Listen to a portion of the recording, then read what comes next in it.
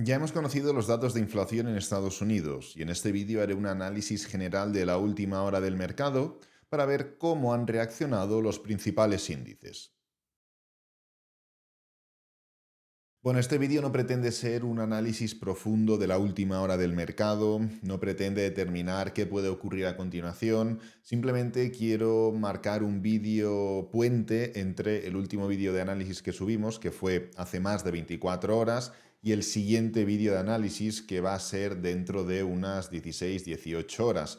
Simplemente quiero hacer una actualización, un update de la última hora, de cuáles han sido las noticias y de cuáles son los tips o cuál es el enfoque que creo que debería darse a la situación.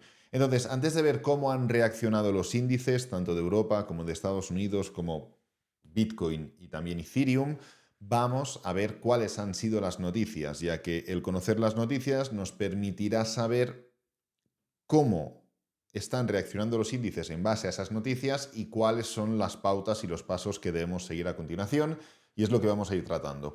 Entonces, el dato principal, IPC, inflación en Estados Unidos, veníamos de 2,9%, 2,90, se esperaba 2,5 y ha salido efectivamente 2,5, ni más ni menos. Esto es importantísimo, ya lo hemos estado comentando, no simplemente porque permite ver cómo la inflación sigue cayendo tal y como se esperaba, sino porque el hecho de que el desempleo en Estados Unidos se haya disparado ha forzado de alguna manera a que la Reserva Federal de Estados Unidos tome la decisión de reducir los tipos de interés antes de lo que se esperaba, más allá de que ya estábamos yendo mucho más tarde de lo esperado hace un año, por ejemplo, pero bueno, no vamos a entrar en ese tema. Entonces, tomar la decisión de reducir los tipos de interés antes de lo que se esperaba para los próximos meses, porque la inflación estaba controlada, o al menos según ellos estaba controlada, y el desempleo estaba empezando a descontrolarse.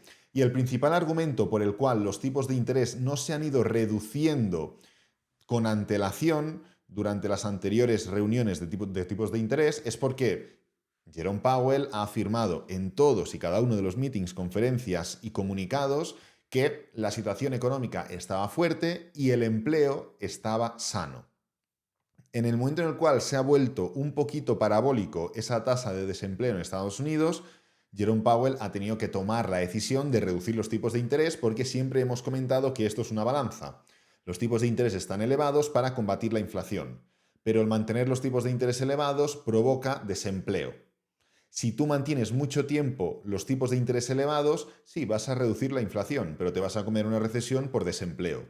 Si tú reduces los tipos de interés antes de tiempo, perfecto, el desempleo se mantendrá plano, pero te vas a comer una recesión por inflación. Entonces, Jerome Powell ha tenido que buscar ese equilibrio, esa balanza, y el hecho de ver el movimiento parabólico de tipos de interés y que la inflación estaba encaminada hacia ese objetivo del 2%, le ha permitido afirmar que esos tipos de interés iban a cambiarse con una probabilidad elevada de cara a la reunión de septiembre, que por cierto va a ser en literalmente 7 días. Los tipos de interés salen los miércoles y el miércoles que viene vamos a conocer esos tipos de interés. Entonces, tanto hoy como ayer, como la semana pasada y como la otra, incluso como la otra, se esperaba que los tipos de interés en la reunión del 18 de septiembre bajaran 25 puntos básicos, de 5,25 en 5,50 a 5,525. Perfecto. Como veis, el dato de inflación de hoy simplemente corrobora e incrementa esa probabilidad, porque la probabilidad ayer era un poquito inferior, o antes de ayer, no recuerdo cuándo lo analizamos.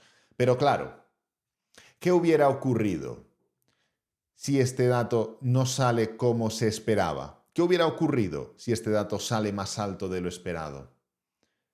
¿Qué hubiera ocurrido si no hubiera salido más alto que la previsión, sino que si hubiera salido más alto del 2,90%? ¿Qué hubiera ocurrido si hubiéramos empezado a ver una inflación que en vez de irse para abajo se va un poquito para arriba? Bueno, pues que la situación o el argumento no se desmonta por completo, ese argumento de reducir los tipos de interés la semana que viene, pero sí que hubiera puesto en alerta al mercado. Entonces, esto es cuáles han sido las noticias de última hora y el porqué de la importancia de estas noticias, que simplemente pues era un dato más de inflación. Era más importante porque a la semana siguiente ya teníamos reunión de tipos de interés, algo que no converge siempre, ni mucho menos, pero es que era mucho más importante por todos los precedentes que habíamos vivido y escuchado por parte de Jerome Powell. Reacciones, ¿qué es lo que ha ocurrido? Bueno, tenemos ahora mismo a las 16:40 UTC más 2, a Bitcoin cayendo un 3,33%, Ethereum cayendo un 4,21%, Europa descontrolada a la baja cuando ha tenido un impasse alcista. En Europa hemos tenido un momento donde los índices han estado al alza. De hecho, fijaros, aquí pues cogemos el IBEX 35, por ejemplo. Hemos tenido una gran vela alcista durante parte de la jornada y fijaros cómo estamos ahora. Si miramos el Eurostoxx, 3/4 partes de lo mismo. Gran vela alcista y fijaros lo que tenemos ahora. Si miramos los índices en Estados Unidos, el índice como tal, no el futuro ni el CFD, pues aquí lo tenemos un poco. Nasdaq 1,29% abajo, S&P 500 1,49 con una vela feísima, Dow Jones 1,67 y Russell 1,80. Es decir, situación negativa. Muy importante. Muchas veces queremos encontrar el porqué de las cosas. Oye, ¿y si representa que es un dato positivo, por qué caen? Oye, ¿y si representa que es un dato negativo, por qué suben? Muchas veces queremos encontrar eso y forzamos la situación. Y las páginas de noticias se lo inventan, literalmente. ¿Cuáles son las últimas noticias? Esto y lo de la moto. Perfecto. Lo engloban, hacen un paquete, sacan sus propias conclusiones que converjan con lo que está demostrando el mercado. Pero la realidad es que no tenemos que forzar eso. Primero, muchas veces la situación cambia. Hoy está esto un 80 y pico abajo y mañana está 3% arriba. Hacéis un backtesting, revisáis reuniones o noticias importantes y veréis que muchas veces el día de la reunión es uno y luego se vuelve otro, hacia la dirección contraria. Esto lo primero. Lo segundo, muchas veces también las noticias aparecen por sí solas. El motivo por el cual tomamos una dirección o tomamos otra muchas veces sale a la luz por sí solo.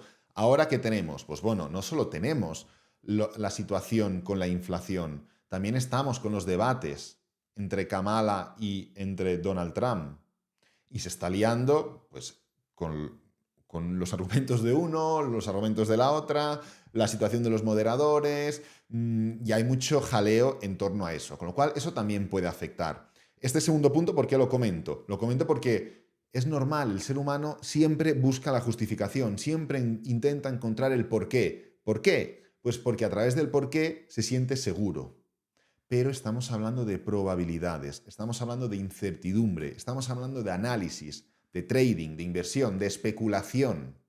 Con lo cual, nunca vas a tener un porqué al 100%. Lo que habrá veces, como ahora, que igual tienes un porqué menos claro, pues ya está, no hay ningún problema. Eso es el punto número 2. Pero es que aún tenemos un punto número 3, y es que independientemente de que las noticias sean, por ejemplo, un día negativas y tú puedas esperar que el precio cae, puede ser que el precio suba. Oye, Alex, ¿y cómo es posible? Pues porque lo que ocurre con esto es que, o lo que te está diciendo esto, es que la noticia es negativa, pero si después de la noticia negativa el mercado sube, significa que el descuento de la negatividad o del impacto real o último de la noticia había sido excesivo.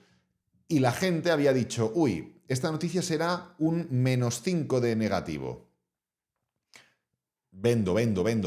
Y esto hablando muy mal, ¿eh? Y finalmente la noticia es -2.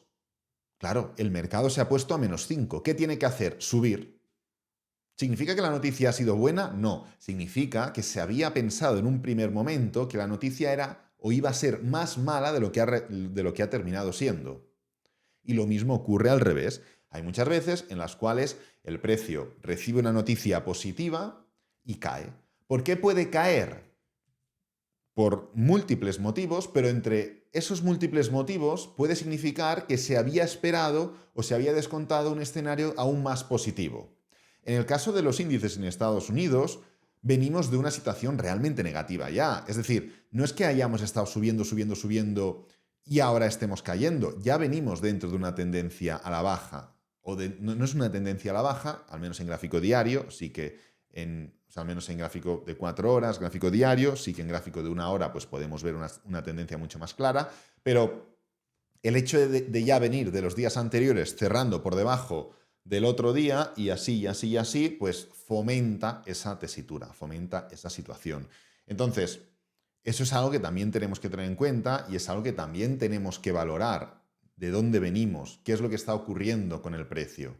Y en este caso, en Estados Unidos, venimos de esa situación que no es positiva. En criptomonedas, ya sabemos cómo venimos y ya sabemos cuál es la estructura. Mañana, con más calma, podremos hacer un análisis más tranquilo, habiendo pues cerrado la jornada en Estados Unidos, habiendo dejado pasar la sesión de Tokio, la sesión de Sydney, nos habremos despertado, estaremos cerca de la sesión de Londres, podremos ver un poco de impresiones, podremos ver cómo han cerrado estos índices, que ahora mismo están en rojo puro y duro. Bueno, podremos ver muchas cosas y podremos empezar a valorar y a sacar conclusiones. ¿Estas caídas por qué son?